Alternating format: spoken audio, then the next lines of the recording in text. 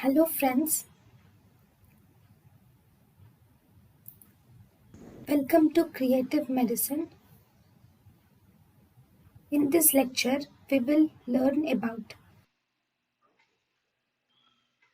Pregnancy is possible after endometrial ablation, but it is uncommon. It is possible, but it is most of the cases it is uncommon. Endometrial ablation is not recommended.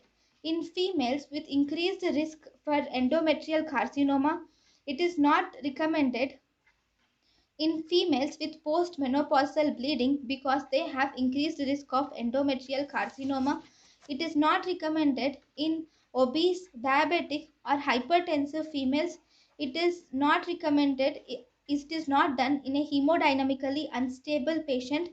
Then, after you have done endometrial ablation, if the patient requires hormone replacement therapy, then we give estrogen and progesterone alone. We give estrogen and progesterone together.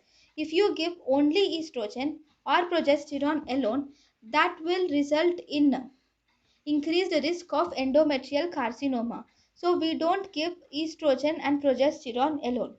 We give them we do not give estrogen alone, we give them together with estrogen, with progesterone.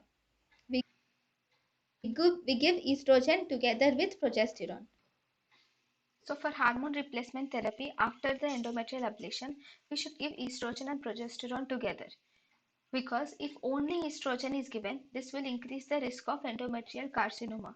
Only progesterone does not increase the risk of endometrial carcinoma, but it is a better practice to give estrogen and progesterone together.